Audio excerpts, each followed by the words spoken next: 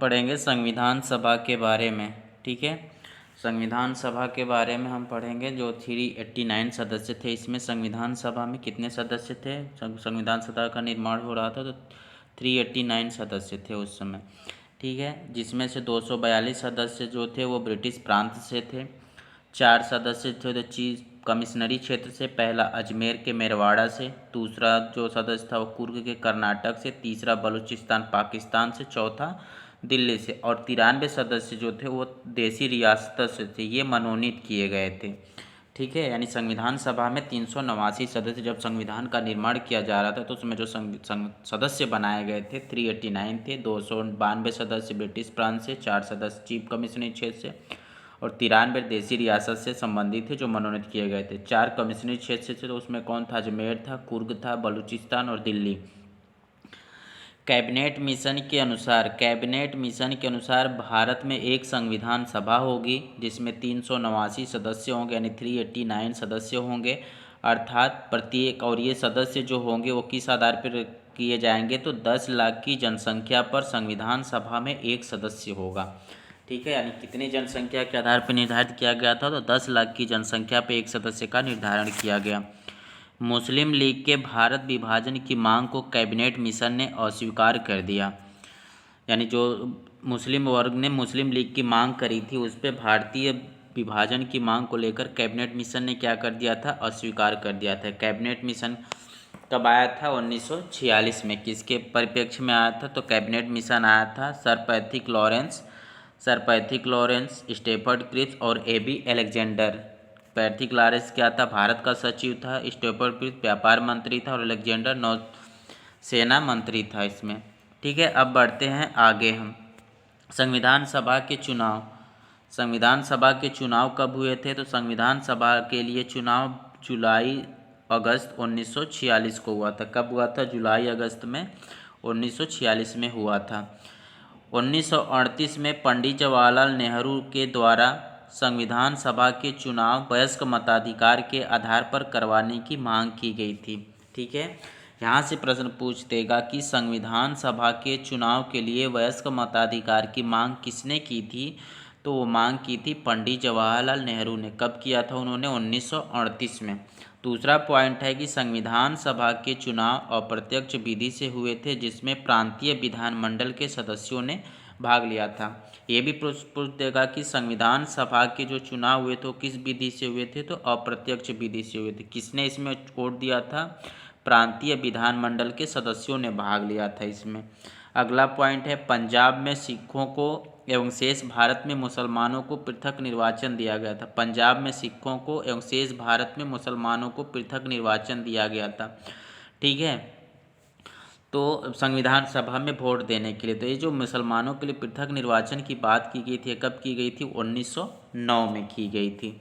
ठीक है, अगला बात, 208 सीटों पर कांग्रेस विजयी हुआ, 73 सीटों पर मुस्लिम लीग और 15 पर अन्य दल विजय हुआ था। यानी संविधान सभा के लिए जो चुनाव हुआ था कितने सीटों पर? 389 सीटों के लिए। तो उसमें से 208 सीटें जो थी उस पर किसने जीत हासिल की? कांग्रेस ने। 73 सीटों पर मुस्लिम लीग ने जीत हासिल की और 15 जो सीट बचे थे उस पर अन्य दल विजयी हुए थे। नोट, इसमें महत्वपूर्ण नोट क्या है कि हार से निराश होकर मुस्लिम लीग के द्वारा 16 अगस्त 1946 को प्रत्यक्ष या सीधी कार्रवाई दिवस के नाम पर हिंदू मुस्लिम में सांप्रदायिक दंगे करवाए गए। ठीक है, यानी कि जब मुस्लिम लीग ने देखा कि उनको सीट बहुत कम मात्रा में प्राप्त हुई, कितने सीट प्राप्त होती है उसको? तो उसको 73 सीट प्राप्त होती है। तो इस हार से वो निराश होकर मुस्लिम लीग क्या करती है कि 16 अगस्त 1946 को प्रत्यक्ष कार्यवाही दिवस के नाम पर हिंदुस्तान और मुस्लिम में क्या करती है? दंगे भड़कवा देती है। कब प्रत्यक्ष कार्यवाही दिवस कब होता है? 16 अगस्त 1946 को। आगे आते हैं। आगे दिया है कि मौलाना आज़ाद ने 16 अगस्त को भारत का काला दिवस बताया। यानी कि जो 16 अगस्त 1946 को प्रत्यक्ष कार्यवाही दिवस मनाया गया किसके द्वारा? मुस्लिमों के द्वारा। और उसने क्या किया? हिंदू मुसलमान में दंगे भी भड़कवाए। इस दिन को यानी 16 अगस्त को भारत का काला दिवस किसने कहा था? तो मौलाना आज़ाद ने कहा था। ठीक है, नोट, विभाजन से पूर्व भारतीय डॉक्टर भीमराव अंबेडकर और जो मैसूर कुलान प्रांत के थे उन्होंने बंगाल से संविधान सभा के सदस्य बने, लेकिन विभाजन के पश्चात M.R. जयकर के स्थान पर बम्बई के पुणे सीट से संविधान सभा के सदस्य बने थे। यानी अम्बेडकर जो थे वो जब विभाजन से पूर्व भारतीय जो डॉक्टर भीमराव अम्बेडकर थे उन्होंने जो चुनाव जीता था वो बंगाल से जीते थे, लेकिन सभी तो संविधान सभा के सदस्य बने थे। लेकिन जब विभाजन के बाद M.R. जयकर थे उन्होंने अपने पद से त्यागपत्र दे दिया, कब? बम्बई से। और वहाँ पे पूरे सीट पर संविधान सभा के सदस्य कौन बन जाते हैं? तो बनते हैं डॉक्टर भीमराव अम्बेडकर। कब? 1947 से 1950 तक वहाँ पे रहते हैं। अंतरिम सरकार की बात करेंगे हम। अंतरिम सरकार का निर्माण कब हुआ था? ठीक है, तो अंतरिम सरकार 2 दिसंबर 1946 को गठन किया जाता है। कैबिनेट मिशन के अनुसार अंतरिम सरकार का गठन किया गया। अंतरिम सरकार का गठन कब किया गया? 2 दिसंबर 1946 को, जिसमें कुल 14 सदस्य थे। यानी कि अंतरिम सरकार का जो गठन किया गया था उसमें कुल कितने सदस्य थे? 14 सदस्य थे, जिनमें से 5 सदस्य मुस्लिम लीग से थे। अंतरिम सरकार का अध्यक्ष वायसराय लॉर्ड वेवेल था। ठीक है, अंतरिम सरकार का अध्यक्ष किसे बनाया गया था? तो अंतरिम सरकार का अध्यक्ष लॉर्ड वेवेल को बनाया गया था। किसको? वायसराय।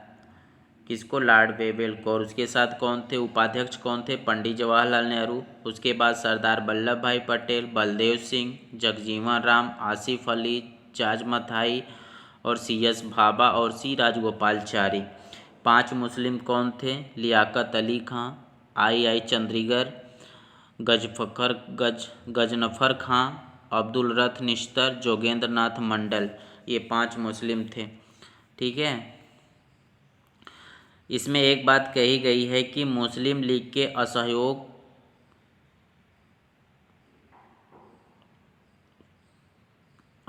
वक्तव्य से परेशान होकर, यानी कि वो मुस्लिम लीग को सहायता नहीं दे रहे, उनके वक्तव्य से परेशान होकर सरदार पटेल ने कहा कि जिन्ना अब विभाजन चाहे या न चाहे हम विभाजन चाहते हैं। यह बात किसने कही थी? तो सरदार वल्लभ भाई पटेल ने कही थी, उनके असहयोग से परेशान होकर। तो इस तरह से जो सदस्य बनाए गए थे अंतरिम सरकार के, अंतरिम सरकार का अध्यक्षता किसने की थी? तो लॉर्ड वेवेल ने की थी। उपाध्यक्ष किसके बनाया गया था? जवाहरलाल नेहरू को। उसके बाद कितने सदस्य? सरदार वल्लभ भाई पटेल, बलदेव सिंह, जगजीवन राम, आसिफ अली, जान मथाई, C.S. भाभा, C. राजगोपालचारी और 5 मुस्लिम इसमें कौन थे? तो 1 2 3 4 5 6 7 8 और 9, ये हो गए 5 मुस्लिम थे। कौन थे? लियाकत अली खां थे, I. चंद्रीगर थे, गजनफर खां थे, अब्दुल रथ निश्तर थे और जोगेंद्र नाथ मंडल थे। तो जोगेंद्र नाथ मंडल से हम ये चीज़ जानेंगे कि ये हिंदू नहीं थे। जोगेंद्र नाथ मंडल का जो नाम मिलता है वो मुस्लिम थे। 5 मुस्लिम और 9 इसमें, यानी 14 सदस्य थे इसमें। अब बात करते हैं कि सरदार पटेल ने कहा कि अगर भारत का विभाजन नहीं हुआ तो आने वाले समय में भारत के प्रत्येक सरकारी कार्यालय में एक पाकिस्तान होगा। ये किसने कहा था? सरदार वल्लभ भाई पटेल ने कहा था कि अगर अभी भी भारत का विभाजन नहीं हुआ तो आने वाले समय में भारत को प्रत्येक सरकारी कार्यालय में एक पाकिस्तान होगा। एटली की घोषणा 20 फरवरी 1947 ईस्वी को एटली ने ब्रिटेन संसद में घोषणा की। ब्रिटेन की संसद में एटली ने घोषणा की कि 30 जून 1948 से पूर्व भारत को सत्ता हस्तांतरित कर दी जाएगी। यानी कि 20 फरवरी 1947 को इटली ने ब्रिटेन के साथ, जो ब्रिटेन के प्रधानमंत्री कौन थे? इटली, क्लेमेंट एटली, उन्होंने ब्रिटेन की संसद में घोषणा किया कि 30 जून 1948 से पूर्व भारत को सत्ता हस्तांतरित कर दी जाएगी। माउंटबेटन योजना को किस नाम से जानते हैं? जून योजना, बाल्कन योजना, डिक्की वर्ड प्लान। ठीक है, जून 1947 में माउंटबेटन योजना को किस नाम से जाना जाता है? तो जून योजना के नाम से जाना जाता है, बाल्कन योजना के नाम से जाना जाता है, डिक्की वर्ड प्लान योजना के नाम से जाना जाता है, जो जून 1947 में आई। इसमें कौन कौन से मंत्री थे? इसमें माउंटबेटन थे, इसमें थे माइविली थे और रूवेल थे, यानी 4 सदस्य इसमें आए थे माउंटबेटन योजना में। माउंटबेटन योजना के अनुसार भारत का, यानी कि क्या इसमें तथ्य है कि माउंटबेटन योजना के अनुसार भारत का विभाजन होगा। विभाजन की रूपरेखा हेतु BP मेनन को नियुक्त किया गया। यानी कि विभाजन की रूपरेखा हेतु किसे नियुक्त किया गया? तो विभाजन की रूपरेखा हेतु बीपी मेनन को नियुक्त किया गया। सीमा रेखा के निर्धारण हेतु सर रिलीफ रेडक्लिफ की अध्यक्षता में एक समिति का गठन किया गया। असम का सिलहट जिला पूर्वी बंगाल, उत्तरी पश्चिमी सीमांत प्रदेश, सिंध, बलूचिस्तान, पश्चिमी पंजाब, पाकिस्तान को दे दिया गया। ठीक है, यानी असम का सिलहट जिला किसको दिया गया? पूर्वी बंगाल और उत्तरी पश्चिमी सीमांत प्रदेश को दिया गया। सिंध, बलूचिस्तान में, पश्चिमी पंजाब, पाकिस्तान को दे दिया गया और शेष कुल भाग भारत को प्रदान किया गया था।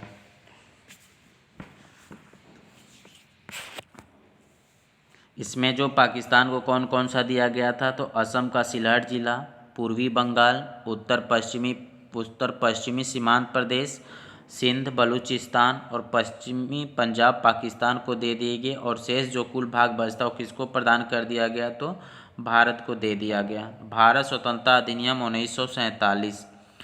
भारत स्वतंत्रता अधिनियम 1947 की बात करें तो 4 जुलाई 1947 को ब्रिटेन की संसद में इसे पेश किया गया। यानी भारत स्वतंत्रता अधिनियम ब्रिटेन संसद में कब पेश किया गया? तो 4 जुलाई 1947 को पेश किया गया था एवं 18 जुलाई 1947 को पारित किया गया। यानी कि भारत का स्वतंत्रता अधिनियम 4 जुलाई 1947 को ब्रिटेन की संसद में पेश किया गया और 18 जुलाई 1947 को इसको पारित किया गया।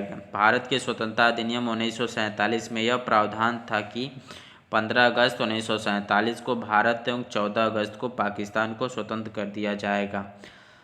स्वतंत्र भारत के प्रथम प्रधानमंत्री पंडित जवाहरलाल नेहरू एवं गवर्नर जनरल सी राजगोपालाचारी होंगे।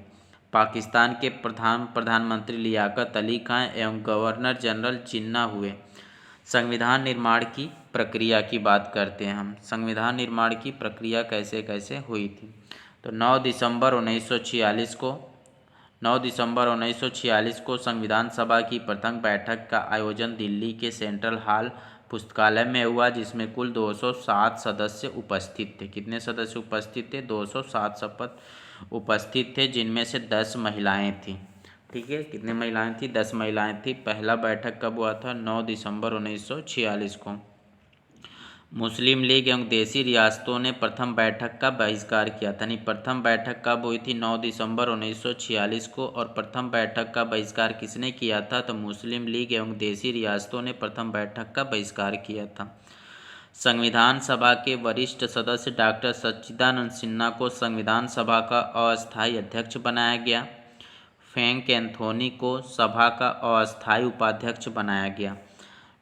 ठीक है, 11 दिसंबर 1946 को इस दिन संविधान सभा में आचार्य कृपलानी के प्रस्ताव पर संविधान सभा का स्थायी अध्यक्ष डॉक्टर राजेंद्र प्रसाद को बनाया गया। किसके प्रस्ताव पर? आचार्य कृपलानी के प्रस्ताव पर संविधान सभा का स्थायी अध्यक्ष किसे बनाया गया? डॉक्टर राजेंद्र प्रसाद को बनाया गया। और संविधान सभा के उपाध्यक्ष किसे बनाया गया? हरीश चंद्र मुखर्जी को बनाया गया था। और संविधान सभा के संवैधानिक सलाहकार VN राव को बनाया गया था। अब बात करेंगे 13 दिसंबर 1946 को। 13 दिसंबर 1946 को पंडित जवाहरलाल नेहरू द्वारा संविधान सभा के उद्देश्य प्रस्ताव को पेश किया गया, लेकिन मुस्लिम लीग के बहिष्कार के कारण उद्देश्य प्रस्ताव को पारित नहीं किया गया। डॉक्टर भीमराव अंबेडकर एवं MR राजजयकर ने उद्देश्य प्रस्ताव के तुरंत पारित होने का विरोध किया था। यानी संविधान सभा के प्रस्ताव को तुरंत पारित होने का विरोध किसने किया था? तो डॉक्टर भीमराव अंबेडकर और SR जयकर ने भी तुरंत पारित होने का विरोध किया था। और पंडित जवाहरलाल नेहरू के द्वारा संविधान सभा के उद्देश्य प्रस्ताव को पेश किया गया, लेकिन मुस्लिम लीग के बहिष्कार के कारण से उद्देश्य प्रस्ताव पारित नहीं किया गया। 22 जनवरी 1947 संविधान सभा के द्वारा इस दिन उद्देश्य प्रस्ताव को पारित कर दिया गया। कब? 22 जनवरी 1947 को संविधान सभा के द्वारा 22 जनवरी 1947 को उद्देश्य प्रस्ताव पारित कर दिया गया। पारित उद्देश्य प्रस्ताव ही वर्तमान संविधान सभा के उद्देश्य प्रस्ताव को पारित होने में कुल 41 दिन का समय लगा। उद्देश्य प्रस्ताव को पारित होने में कितने दिन का समय लगा? तो 41 दिन का समय लगा उद्देश्य प्रस्ताव को पारित होने। 22 जुलाई 1947 को 22 जुलाई 1947 की बात करें तो इसमें संविधान सभा के द्वारा राष्ट्रध्वज तिरंगा को मान्यता प्रदान की गई। यानी राष्ट्रध्वज तिरंगा को मान्यता कब प्रदान की गई? तो 22 जुलाई 1947 के द्वारा जो तिरंगा बनाया गया तो किसके द्वारा बनाया था? पिंगली वेंकैया के द्वारा यह तिरंगे झंडे का निर्माण किया गया, जिसको मान्यता कब मिली? 22 जुलाई 1947 को। 29 अगस्त 1947 भारतीय संविधान का प्रारूप VN राव के द्वारा तैयार किया गया और इस प्रारूप पर विचार करने हेतु एक समिति का गठन किया गया, जो संविधान सभा के सबसे महत्वपूर्ण समिति थी। प्रारूप समिति, पांडुलेखन समिति, मसौदा समिति, ड्राफ्टिंग कमेटी के अध्यक्ष डॉक्टर भीमराव अंबेडकर जो थे 30 अगस्त की पहली बैठक की गई थी। ठीक है, 30 अगस्त को पहली बैठक की गई थी। यानी कि प्रारूप समिति कहा जाता है, पांडुलेखन समिति कहा जाता है, मसौदा समिति कहा जाता है और ड्राफ्टिंग कमेटी भी कहा जाता है। इसके अध्यक्ष कौन थे? डॉक्टर भीमराव अंबेडकर। पहली बैठक कब होती है भारतीय संविधान के प्रारूप समिति की? तो पहली बैठक होती है 30 अगस्त 1947 को। इसके अध्यक्ष कौन थे? डॉक्टर भीमराव अंबेडकर। सदस्य कौन थे? मोहम्मद सादुल्ला। तीजा थे KM मुंशी जो मूल कांग्रेसी थे। गोपाल स्वामी अयंगर थे। अल्लादी कृष्ण स्वामी अय्यर। N माधवन राय। BL मित्र के त्यागपत्र देने के पश्चात जो सदस्य बने वो कौन थे? N माधवन राय थे। TT कृष्ण कामचारी। DP खेतान की मृत्यु के बाद TT कृष्ण कामचारी सदस्य बने। प्रारूप समिति की प्रथम बैठक 30 अगस्त 1947 को हुई एवं इसी दिन डॉक्टर भीमराव अंबेडकर को प्रारूप समिति के अध्यक्ष बनाया गया था। यानी प्रारूप समिति की प्रथम बैठक कब हुई थी? प्रारूप समिति की प्रथम बैठक 30 अगस्त 1947 को हुई थी एवं इसी दिन डॉक्टर भीमराव अंबेडकर को प्रारूप समिति का अध्यक्ष बनाया गया था। 26 नवंबर 1949 को 26 नवंबर 1949 के दिन संविधान के निर्माण का कार्य पूर्ण हुआ। संविधान निर्माण में कुल 2 वर्ष 11 माह 18 दिन का समय लगा। इस दिन संविधान सभा को महत्वपूर्ण 16 अनुच्छेद लागू किए गए, अतः संविधान को आंशिक रूप से इस दिन संविधान के महत्वपूर्ण 16 अनुच्छेद लागू हुए। यानी कि 26 नवंबर 1949 को संविधान सभा का पूर्ण गठन हुआ। कितने समय लगे थे? और इसमें 16 अनुच्छेद जो लागू हुए थे वो कौन कौन से संविधान के अनुच्छेद थे? 394 पहले से थे प्लस 15 बराबर 16। ठीक है, तो कौन कौन से थे? 5 थे, 6, 7, 8, 9, 60, 324, 336, 367, 379, 380, 388, 391, 392, 393 और 394। ठीक है, तो ये नए संविधान के अनुच्छेद तैयार हुए। 16 अनुच्छेद यहाँ पे तैयार किए जाते थे। इस दिन संविधान को अंगीकृत किया गया। मिति मार्ग शीर्ष शुल्क सप्तमी विक्रम संवत 2006। 24 जनवरी 1950 के दिन संविधान सभा की अंतिम बैठक की गई। यानी संविधान सभा की अंतिम बैठक कब हुई थी? जिसमें कुल 284 सदस्य उपस्थित थे। 24 जनवरी 1950 को 24 जनवरी 1950 को संविधान सभा की अंतिम बैठक होती है, जिसमें कुल कितने सदस्य उपस्थित थे? 284 सदस्य उपस्थित थे। इन सभी सदस्यों के द्वारा भारतीय संविधान पर हस्ताक्षर किए गए, जिसमें प्रथम हस्ताक्षरकर्ता पंडित जवाहरलाल नेहरू और अंतिम हस्ताक्षरकर्ता कौन थे? डॉक्टर राजेंद्र प्रसाद। राजस्थान की ओर से प्रथम हस्ताक्षरकर्ता बलवंत सिंह मेहता थे। इस दिन संविधान सभा के द्वारा राष्ट्रगीत व राष्ट्रगान को मान्यता प्रदान की गई। 380 के तहत संविधान सभा के सदस्यों द्वारा भारत के प्रथम राष्ट्रपति डॉक्टर राजेंद्र प्रसाद को निर्वाचित किया गया, जिसमें मुख्य निर्वाचन अधिकारी एच बी मावलंकर थे। 379 में प्रावधान किया गया कि जब तक भारत में स्थायी संसद का गठन नहीं हो जाता तब तक संविधान सभा अंतरिम संसद के रूप में कार्य करेगी, जिसकी अध्यक्षता GV मावलंकर के द्वारा की गई। नोट: अतः संविधान सभा ने कुल 3 वर्ष 1 माह एवं 17 दिन कार्य किया। संविधान सभा ने कितने समय तक कार्य किया? तो 3 वर्ष 1 माह 17 दिन तक। और बनने में समय कितना? 2 साल 11 महीने 18 दिन लगे थे उसको संविधान सभा को बनाने में। और कार्य कितने वर्ष किया था? 3 वर्ष 1 माह 17 दिन कार्य किया था। 26 जनवरी 1950 इस दिन संविधान को पूर्ण रूप से लागू किया गया, जिसमें 395 अनुच्छेद, 22 भाग एवं 8 अनुसूचियां थीं।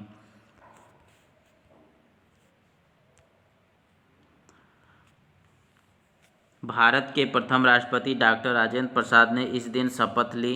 गणराज्य बनाया। संविधान निर्माण में महत्वपूर्ण तथ्य। अनुसूचित जनजाति का प्रतिनिधि किसने किया था? अनुसूचित जनजाति का प्रतिनिधि जयपाल सिंह ने किया था। अनुसूचित जनजाति का प्रतिनिधि किसने किया था? तो जयपाल सिंह ने किया था। संविधान सभा के सचिव HB आयंगर थे। संविधान सभा के अध्यक्ष संविधान सभा के सचिव HB आयंगर। संविधान सभा के उपाध्यक्ष HC मुखर्जी। VT कृष्णकामचारी। देशी रियासतों की ओर से संविधान सभा के उपाध्यक्ष यानी देशी रियासतों की ओर से संविधान सभा के उपाध्यक्ष कौन थे? तो VT कृष्णकामचारी थे। भारतीय संविधान का प्रतीक क्या था? हाथी। भारतीय संविधान का प्रतीक हाथी। संविधान की मूल भाषा अंग्रेजी थी। संविधान को हिंदी में अनुवाद किया पंडित सुंदरलाल एवं घनश्याम सिंह गुप्ता ने। संविधान को हिंदी में अनुवाद किसने किया? पंडित सुंदरलाल एवं घनश्याम सिंह गुप्ता ने। संविधान सभा की कुल बैठक 165 प्लस अधिवेशन 11 प्लस 1 बराबर 12, 24 जनवरी 1950 को। संविधान सभा की कुल बैठक कितनी थी? 165 थी। उसमें अधिवेशन जो 12 अधिवेशन हुए थे 11 प्लस और अंतिम अधिवेशन एक अधिवेशन जोड़ा गया 24 जनवरी 1950 को। संविधान का वाचन कितने बार हुआ? 3 बार वाचन हुआ था। संविधान का वाचन कितने बार हुआ? 3 बार। संविधान सभा में आंग्ल का प्रतिनिधि फ्रैंक एंथनी, पारसी समुदाय से PS मोदी थे। पारसी समुदाय से कौन थे? PS मोदी। और संविधान सभा के आंग्ल का प्रतिनिधि किसने किया था? आंग्ल की तरफ से फ्रैंक एंथोनी थे। अनुसूचित जनजाति का समुदाय का प्रतिनिधि जयपाल सिंह ने किया था। संविधान के सुलेखन का कार्य प्रेम बिहारी नारायण रायजादा ने किया था।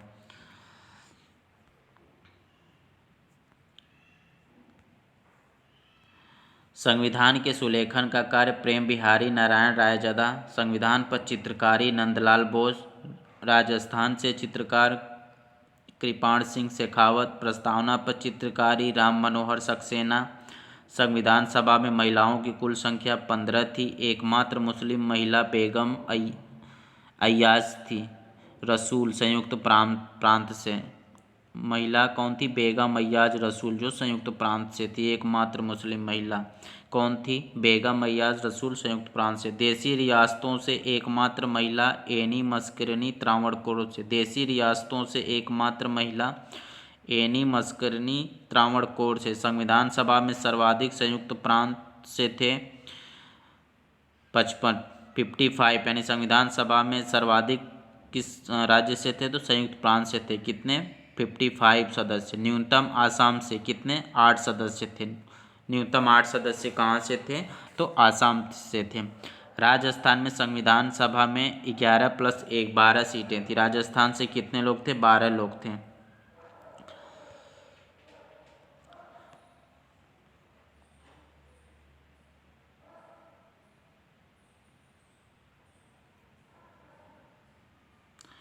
राजस्थान से संविधान सभा में 12 लोग थे। राजस्थान में संविधान सभा में एकमात्र निर्वाचित सदस्य अजमेर मेरवाड़ा मुकुट बिहारी भार्गव थे। जयपुर से हीरालाल शास्त्री व VT कृष्णकामचारी।